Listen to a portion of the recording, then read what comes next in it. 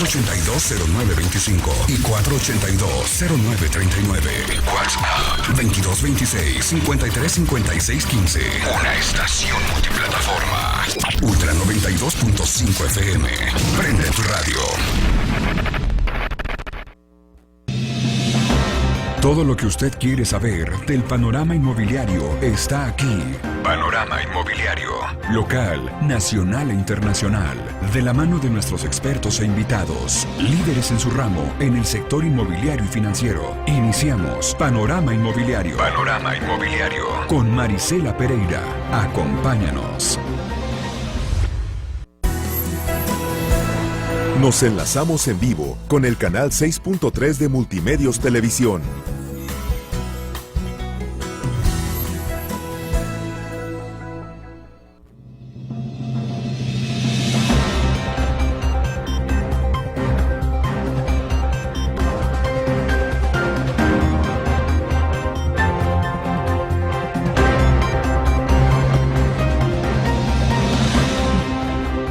Hola amigos, ¿cómo están? Bienvenidos este sábado 2 de mayo de 2020. Estamos transmitiendo en punto de las 9 de la mañana, como cada sábado, su programa inmobiliario y financiero, Panorama Inmobiliario. Y siguiendo la recomendación de las autoridades federales y estatales, nos encontramos transmitiendo desde casita para todos ustedes y para que estén al pendiente de todas las noticias que se están generando en el ámbito local, estatal y nacional con respecto a esta pandemia que nos ha cambiado la vida y que no va a ser igual de ahora en adelante. Pueden seguir la transmisión por Ultra 92.5 en Multimedios en el canal 6.3 de televisión abierta y bueno, pues con la contingencia en las plataformas Facebook en Ultra 92.5 o en Panorama Inmobiliario, o pueden bajar la aplicación de Ultra en su teléfono y ahí pueden seguir nuestras transmisiones en vivo de este programa y de todo lo que Ultra tiene para ustedes. El día de hoy tendremos diversos invitados que nos van a hablar sobre temas que solo a usted que nos está escuchando y nos está mirando es de su interés y en voz de sus propios actores para que puedan tomar la mejor decisión. Y aquí decimos simple y sencillamente no a las fake news. Aquí simple y sencillamente estamos al pendiente de toda esa información que se genera día con día para que usted tome la mejor decisión y esté súper bien informado. Bueno, vamos a empezar primero con un invitado de lujo. Bueno, es el diputado federal, el maestro Fernando Manzanilla Prieto, que nos hizo favor de atender nuestro llamado para que nos hable de algunos temas que se están llevando a cabo y que él, como diputado que se encuentra trabajando en sesiones virtuales, nos va a hablar. ¿Cómo está, diputado? Muchísimas gracias por estar esta mañana con nosotros. ¿Nos escucha? Ahorita que nos estén escuchando. No, pero me parece que no me está escuchando. Ahorita que nos esté, que nos vea que nos escuche el diputado. No, es que, ¿sabes qué? Me parece que es de la computadora que nos escucha. Ahorita que nos escuche el diputado Fernando Manzanilla, que ya se encuentra con nosotros, acuérdense que toda esta situación que estamos manejando, que es entre todo lo que tienen que mandarse la información de la casa a la cabina, porque en la cabina siguen trabajando arduamente nuestros amigos. Le mandamos un abrazo a nuestra productora Robert y a Jimmy, que seguramente están allá trabajando arduamente para que usted esté informado de toda la situación que se está dando en Puebla, le repito, a nivel estatal y a nivel nacional. Creo que ustedes pueden tomar. Bueno, les comentaba que la presentación del diputado Fernando Manzanilla ahorita nos va a hablar de algunas iniciativas que ha presentado él en la Cámara de Diputados, en las sesiones virtuales que se están llevando a cabo, porque ellos siguen trabajando. Incluso el día de ayer, en la rueda de prensa que cada día están presentando el gobierno federal, manifestaba el subsecretario López-Gatell, la próxima semana iba a haber una reunión precisamente en la Cámara de Diputados y exhortó para que el llamado no se llevara a cabo. Bueno, ahora sí, ¿me escucha, licenciado Manzanilla? ¿Cómo está? Bien, muy bien, muchas gracias, aquí saludándolos. Muchísimas gracias. Bueno, pues le comentaba al auditorio que le agradezco infinitamente que nos haya atendido al llamado y primero estas reuniones virtuales que se siguen llevando en la Cámara de Diputados y que usted ha presentado algunas iniciativas con respecto a esta situación que estamos viviendo, que nos sacó a todos realmente de contexto y que pues a voces de muchos nos cambió la vida y nos la cambiará permanentemente. Sí, bueno, todo indica que así será y la Cámara de Diputados, como la Cámara de Senadores, el Congreso en general, pues no son ajenos a esto, ¿no? El problema que tenemos en México es que no existe legislación, digamos que donde se haya previsto que las cámaras, sea la de diputados o la de senadores, puedan sesionar y votar tanto en comisiones o en el pleno en línea. Y entonces eso ha implicado pues que no ha habido reuniones en pleno y los trabajos que están haciendo ahorita las cámaras pues son más bien trabajos internos de las comisiones, pero no son trabajos digamos oficiales. Es decir, en otras partes del mundo nosotros vemos a las cámaras activas y en muchas de estas partes del mundo están sesionando en línea. Yo hace un momento traté de entrar a esta plataforma Zoom, parece que hubo algún problema, pero bueno, todos estamos utilizando ya para nuestro trabajo ese tipo de herramientas. En el caso del Congreso no está previsto y por eso el Congreso no ha podido sesionar, no ha podido tener, por ejemplo, una reunión amplia, plenaria, no ha podido votar temas en general, me refiero básicamente a nuevas leyes. Y bueno, yo lo que propuse, hay otras propuestas que han hecho algunos otros diputados, pero es que regulemos eso a través de la ley orgánica del Congreso General y podamos ya prever justamente las sesiones en línea. Hoy en día, por ejemplo, yo acabo de tener ayer reuniones de la Comisión de Educación, antier también tuve reunión de la Comisión de Educación. En fin, las comisiones se están juntando, pero son más bien para discutir algunos temas. No se puede llegar a votar porque formalmente, bueno, pues no está previsto en la propia ley del Congreso. Entonces, pues todos nos tenemos que ir adaptando. Esperemos que esa reforma se pueda presentar ahora que el Congreso se va a juntar. Parece que se va a juntar en un par de semanas para discutir justamente algunas cosas que son impostergables y dentro de ellas, pues ojalá podamos votar eso porque pues nos va a hacer la vida a todos mucho más fácil el poder ya estar trabajando desde nuestras casas e incluso votando, como sucede ya en muchos otros lugares del mundo. Bueno, y nos comentaba que había usted hecho unas iniciativas que en esta contingencia, bueno, no sé si sería tan amable de comentarnos con respecto a las pruebas masivas y algunas otras que ha hecho. Sí, mira, lo que estamos haciendo ahora son puntos de acuerdo. Los puntos de acuerdo, en primer lugar, al hacerlo desde el legislativo, pues inmediatamente el ejecutivo toma nota, independientemente de que después se pueden sumar otros diputados y bueno, pues entonces va teniendo más fortaleza un punto de acuerdo, ¿no? Pero si nosotros vemos qué es lo que ha ayudado a otros países a salir adelante en términos del asunto de la pandemia, encontramos tres estrategias que yo creo que son las centrales. Primero es el tema de quedarse en casa, de realmente, digamos, seguir eso a rajatabla y tratar de mantener la mayor cantidad de gente y la mayor cantidad de tiempo a la gente en casa. Yo veo con mucha preocupación, por ejemplo, la cantidad de gente que hay ya hoy en la calle en México.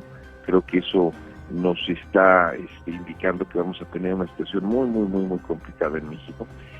La gente pues de repente, yo creo que en un principio siguió mucho el tema de quedarse en casa. Yo siento ya por los datos que he visto de hace una semana para acá, los datos de movilidad han venido aumentando y bueno, pues hay mucha gente en la calle que sigue haciendo sus tareas de manera normal. Entonces, el primero es el asunto de quedarse en casa. El segundo, y presenté un punto de acuerdo justamente para eso, es el uso forzoso y masivo de cubrebocas. Todos los países asiáticos que han salido adelante de manera rápida del asunto de la pandemia, obligaban a los ciudadanos a utilizar el cubrebocas en el momento en el que salía a la calle. Era un tema absolutamente obligatorio.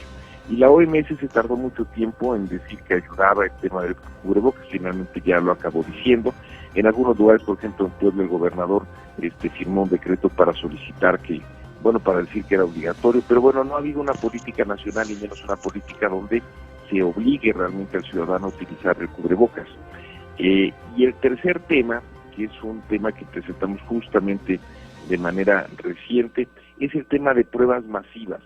No hay manera en la que tú puedas identificar si alguien está infectado o no, como este es un virus que mucha gente es asintomática, es decir, alguien lo puede tener pero no darse cuenta, no tener ningún tipo de síntoma, y si esa persona sigue haciendo su vida normal, pues aunque no tenga síntomas, sí tiene, digamos, el poder o la posibilidad de ir contagiando a otras personas. Entonces, el uso masivo de pruebas es algo que ha identificado a los países que han salido adelante, porque ayuda a identificar justamente a la gente que está infectada, que no tiene síntomas, y los mete, digamos, en una cuarentena. Y además permite identificar a quiénes son las gentes cercanas a esa misma gente, a familiares, amigos, gente del trabajo, para también irlos a probar e identificar si alguien más se ha contagiado. Por eso yo vengo hablando también y presenté un punto de acuerdo hace algunas semanas respecto al tema de hacer pruebas masivas en México. México, el último dato que tenemos es un dato de por ahí de principios, mediados de abril. México había realizado 11,000 pruebas. Solamente para darte una idea, ese es el número de pruebas que hace Estados Unidos cada 2 horas. Entonces México ocupa dentro de los países de la OCDE el último lugar en materia de pruebas. Pero apenas hace un par de días presentamos, digamos, otro punto de acuerdo en la Cámara, por algo que tiene que ver con esto, pero que es todavía más urgente.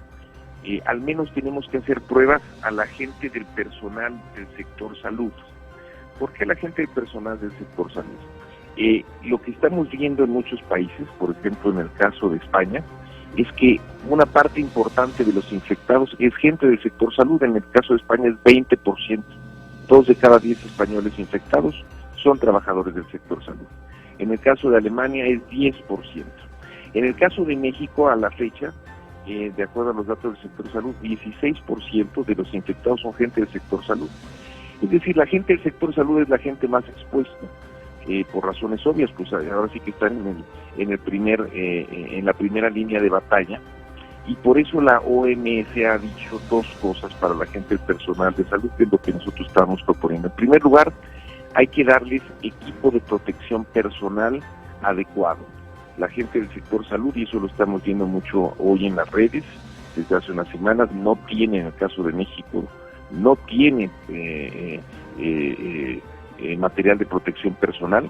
Muchos están comprándolo con su propio salario, están sujetos a donaciones, están sujetos a que la gente los ayudemos, digamos, a que tengan ese material de protección personal. Estoy hablando de cubrebocas, estoy hablando de gel antibacterial, estoy hablando, digamos, de lentes de protección, estoy hablando de guantes, estoy hablando de batas, estoy hablando de una serie de herramientas que necesitan tener.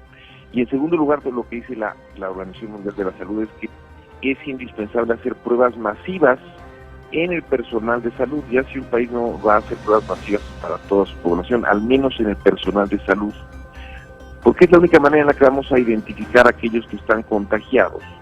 Pensemos en doctoras, en doctores, en enfermeras, en camilleros, y podamos a esos que están contagiados pero que no tienen síntomas, identificarlos y mandarlos a una cuarentena justamente para que no estén infectando a pacientes y no estén infectando a otros trabajadores del sector salud. Entonces, eso lo presentamos hace un par de días justamente, un punto de acuerdo para que le solicitáramos a los gobiernos federal y a los gobiernos estatales que se enfocaran en 2 cosas: en darle protección de material personal a todos los trabajadores del sector salud, porque no están teniendo el suficiente para poderse cuidar y proteger, y en segundo lugar, que se puedan hacer pruebas masivas para que identifiquemos en el caso de ellos quienes están contagiados. Nuestro riesgo es, y lo han vivido algunos países, el caso de España, digamos, pues que de repente haya tanta gente en el sector salud contagiada que no haya ya prácticamente quien atienda a los enfermos, ¿no? Pues por eso tenemos que proteger de manera especial pues a toda la población, pero en particular a todos estos trabajadores del sector salud, que es nuestra primera línea de batalla. Claro. Y bueno, con respecto a esos puntos de acuerdo que se están presentando por parte de usted, bueno, y por parte de varios diputados, supongo, ¿cómo es el proceso para que ya llegue a ejecutarse finalmente, si se llegara a un acuerdo consensado con todas las bancadas y con toda la gente todos los diputados que forman parte de esta legislatura, para que se lleve a cabo y se ejecute? Porque si bien son iniciativas, en muchos casos son puntos de acuerdo que se presentan, ¿cuándo podría verse en la realidad ya? Porque esta situación que estamos viviendo, pues día a día va cambiando y nos está pues asombrando cada vez más, ¿no? Efectivamente, mira, los puntos de acuerdo como funcionan es en cuanto se sube un punto de acuerdo digamos, de un diputado, un grupo de diputados, un grupo parlamentario, como sea, inmediatamente se notifica al Ejecutivo. Entonces el Ejecutivo no está obligado a actuar, pero sí está en conocimiento ya que hay puntos de acuerdo dentro del Poder Legislativo que lo están llamando, combinando a hacer ciertas cosas, ¿no? Es decir, en estos temas que son tareas del Ejecutivo, el Legislativo no lo puede forzar, no lo puede obligar, pero lo que sí puede hacer es llamarle la atención, digamos. Ahora, ya que el día de ayer comenzó lo que es la comisión permanente pues es como podremos decir un mini congreso. Terminó formalmente el periodo de sesiones el 30 de abril de las cámaras y se arma la comisión permanente, en la que están representadas un número pequeño de diputados, un número pequeño de senadores, y es como es como el Congreso en funcionamiento. Ese sí se junta, porque son menos, se junta, digamos, pues al menos una vez a la semana para tener sesiones, y en esas sesiones se van desahogando justamente los puntos de acuerdo que han presentado los diputados a lo largo de todo este último periodo. Como no ha podido sesionar formalmente la Cámara, el Congreso en sí, entonces no se han subido, digamos, al pleno, no ha habido una reunión plenaria de todos los diputados. Ahora, ya con la comisión permanente funcionando, ellos ya tienen posibilidad de analizar puntos de acuerdo como estos que yo he presentado y otros muchos que están por ahí, y ya sobre eso pronunciarse. Si se pronuncian a favor porque consideran que es un tema positivo, pues entonces en ese momento ya se pasa formalmente como una recomendación del Poder Legislativo en pleno a el Ejecutivo para que pueda actuar. De nuevo, nada obliga al Ejecutivo a actuar. El Ejecutivo puede decir, pues me parece muy bien tu opinión, pero no voy a hacer absolutamente nada. Al final de cuentas, en las acciones ejecutivas en materia, pues ahora sí que de gobierno, estamos sujetos a lo que defina el Poder Ejecutivo. Esto no se trata, digamos, de una ley, se trata de un punto de acuerdo que implica una opinión de un poder, ¿no? En esas estamos, y yo esperaría que en el curso de este mes, el Poder Legislativo vaya revisando puntos de acuerdo como los que yo he presentado y muchos otros que están ahí, para poder valorarlos, y si consideran que es prudente, pues dar una opinión ya general del Poder Legislativo al Gobierno federal. Claro. Y bueno, me voy a salir un poquito de este tema, pero en la misma temática de lo que vivimos del COVID-19. Hay dos puntos que preocupan, yo creo que no solamente a los diputados, sino a la población en general. Es el tema de la economía. Y hoy por hoy, solamente están permitidas, por así decirlo, algunas empresas que se consideran como esenciales para que laboren. Y bueno, esto pues a nivel mundial ha sido un problema económico que a la larga nos va a generar mayores problemáticas. Una de las recomendaciones que usted hizo en la Cámara de Diputados fue precisamente en este tenor, de incorporar más empresas para salir de la contingencia. ¿O cómo está esta propuesta por parte de usted? Mira, el tema mira, lo que ha pasado en algunos países, por ejemplo en el caso de Alemania, por poner un ejemplo. En el caso de Alemania han podido mantener a la economía abierta, relativamente abierta, podemos decir. No han mandado a toda la gente a su casa. Y la han podido mantener justamente porque están haciendo un esfuerzo enorme de pruebas masivas. Entonces, en lugar de mandar a todo el mundo a su casa y decir todo se cierra, dijeron, vamos a mantener la actividad económica andando, pero vamos a hacer pruebas masivas. Y entonces están probando a todo el mundo. En cuanto tú tienes una prueba, te identifican que estás contagiado, en ese momento te mandan a tu casa. Al resto de la gente la siguen dejando, hacer su actividad normal, claro, con toda una serie de medidas de protección, con cubrebocas en la calle, con una serie de cosas. Entonces, el gran problema que tenemos con el tema de COVID es que, bueno, primero, si no utilizamos una prueba de universalizar, digamos, una estrategia de universalizar las pruebas, pues no hay otra estrategia más que decirle a la gente que se quede en casa, porque no sabemos quién sí está contagiado y quién no está contagiado. Y como no queremos tener a la gente por allá afuera contagiando, por eso la estrategia está de quédense en casa. El tema de tener a la gente en casa, el problema que genera, bueno, pues es que vamos a tener, digamos, una caída enorme en la actividad económica, que eso es lo que estamos viviendo ahora. Y, pues, ¿qué le queda al gobierno? Bueno, pues, ¿qué han hecho en otros países? En otros países lo que están haciendo son programas amplios de apoyo, particularmente a los trabajadores, es decir, a los trabajadores formales e informales. Se les está pagando, se les está haciendo llegar, digamos, un recurso. Como esa gente no va a poder salir a trabajar, como muchos de ellos, en el caso, por ejemplo, de países como México, viven al día, en el caso, por ejemplo, de trabajadores informales, también incluso de trabajadores formales, pues entonces los gobiernos lo que están haciendo es dar subsidios directos para que la gente pueda sobrevivir durante este encierro, durante esta contingencia. Y también apoyar a las pymes para que puedan también en el transcurso de de esta contingencia poder sobrevivir. Hay un economista muy famoso, muy conocido en el mundo que se llama Paul Krugman, es premio Nobel de Economía él, y él habla de que en una situación como esta, lo que sucede, hablando de la economía norteamericana, pero es igual a cualquier otra, digamos, a cualquier otro caso, bajo estas circunstancias, es que la economía entra como en un estado de coma. Tú metes a la economía en un estado de coma, que es un coma inducido porque tú estás parando, tú estás generando, digamos, un paro en la actividad productiva. Y eso lo haces porque, digamos, si la economía es un paciente que está en coma, lo metes en coma para poder regularizar ciertas funciones, digamos que en este caso sería regularizar ya el asunto de salud pública, que pase, digamos, ya la contingencia, para que una vez que se regularicen esas funciones en este paciente, el paciente pueda salir adelante y otra vez, digamos, hacer su vida normal. Entonces él dice, la economía es como este paciente, tú lo induces a un estado de coma, pero en el estado de coma no puedes dejarlo nada más así, si no le pones una serie de elementos de vida artificial, pues el paciente se te puede morir ahí mismo, ¿no?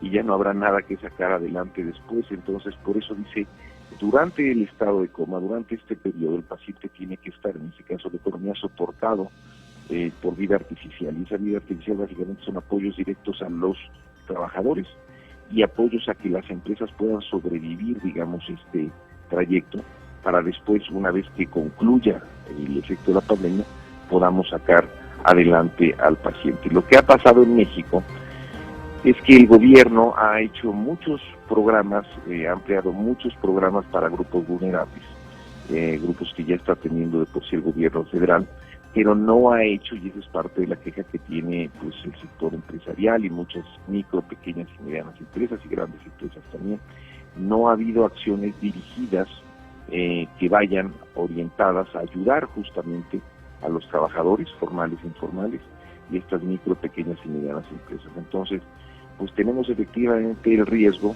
en esta contingencia, en el caso de México, pues que muchos no la libren. ¿Y qué quiere decir que no la libren? Bueno, pues que se pierdan muchos trabajos, que después ya no sea posible volver a tener, a rearmar, que empresas cierren y que pues las empresas ya no puedan volver a operar después, una vez que transcurre este periodo de la pandemia.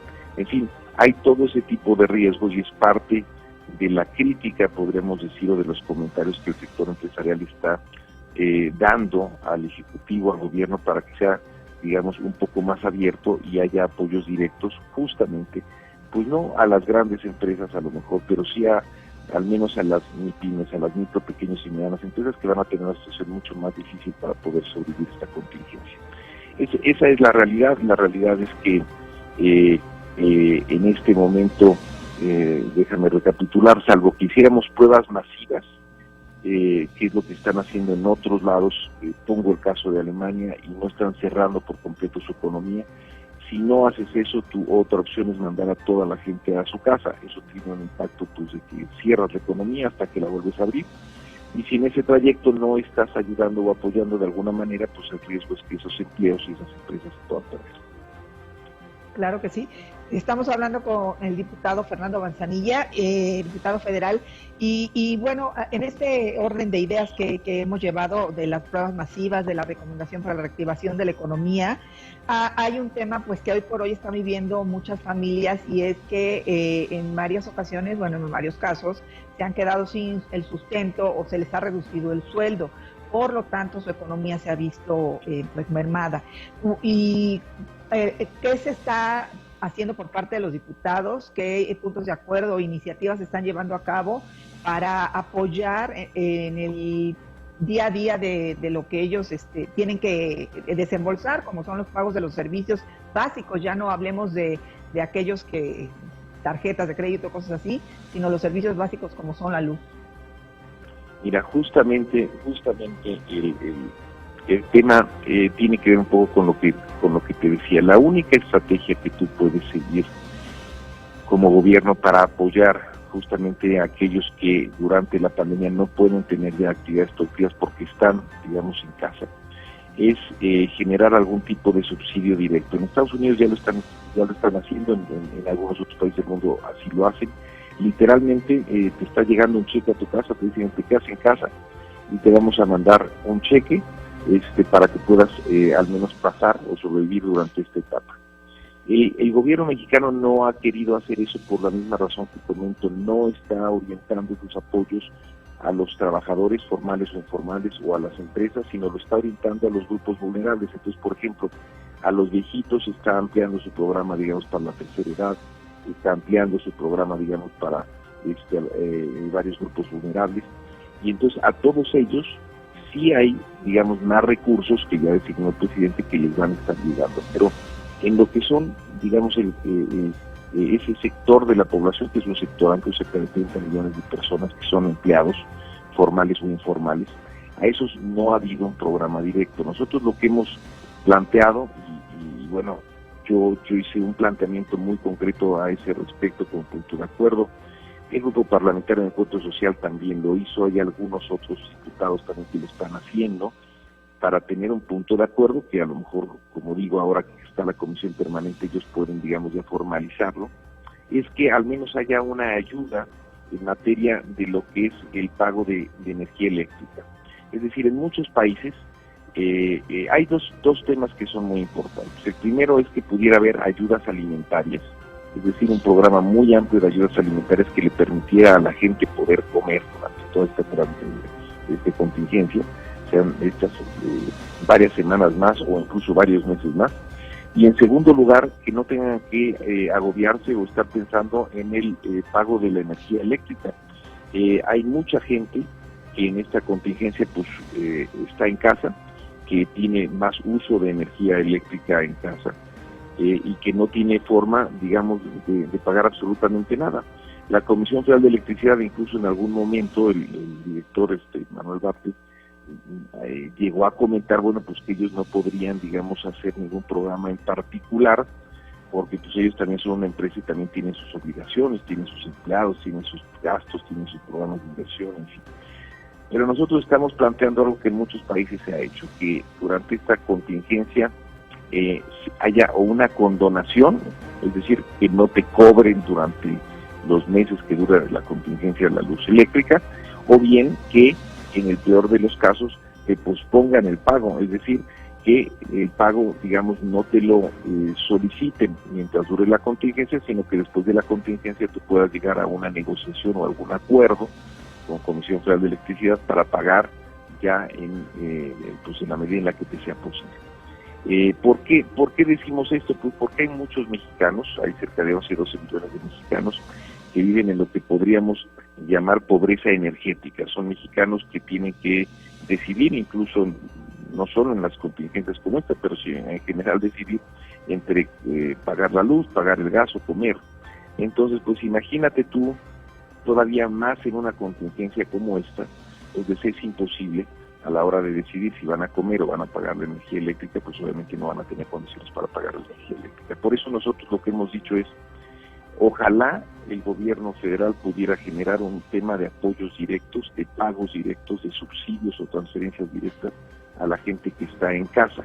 Eso sería el tema ideal y eso está sucediendo en algunos otros países. Si el gobierno federal no tiene condiciones, no tiene dinero, no se quiere endeudar, no quiere hacer ese tipo de pagos, lo que tendría que al menos hacer es ayudar a que no se pague la energía eléctrica, porque de por sí no van a poder pagarla. Y bueno, pues la única opción ahí es o se condona durante este proceso, este tiempo, o se pospone, y una vez que concluya ya el tema de la contingencia, pues ya se podrá, como con un banco, pensemos, incluso los bancos hicieron ya esas adecuaciones. A lo largo de 4 meses no van a cargar intereses o capital, y eso podría posponerse hasta 6 meses en el caso de los bancos. Pues lo mismo la compañía de electricidad, la CFE, que no cobre mientras haya una pandemia, y una vez concluida, pues ya se verá si se condona o simplemente se pospone el pago. Ese es un tema en particular. Lo presentamos ya como punto de acuerdo y será analizado también junto con otros ahora por la Comisión Permanente. De todas maneras, te repito, desde el momento en que se presentan puntos de acuerdo como y este que presenté yo, pero que muchos otros diputados se han ido sumando, ya la Comisión Federal de Electricidad tiene conocimiento y bueno, pues ellos tendrán que evaluar. Pues la verdad, creo que es muy amplio todo lo que se está trabajando en estas comisiones. Le agradezco infinitamente su participación y bueno, esperamos seguir en contacto con usted para estas y otras situaciones que se están llevando ante esto que estamos viviendo, que es la pandemia del COVID. Y le agradezco nuevamente al diputado Fernando Manzanilla por la atención que a este programa ha tenido siempre para responder estas y otras preguntas. Muchísimas gracias y excelente fin de semana. Gracias, igualmente. Un saludo. Hasta luego. Hasta luego. Vámonos a un corte. Esto es Panorama Inmobiliario. Regresamos.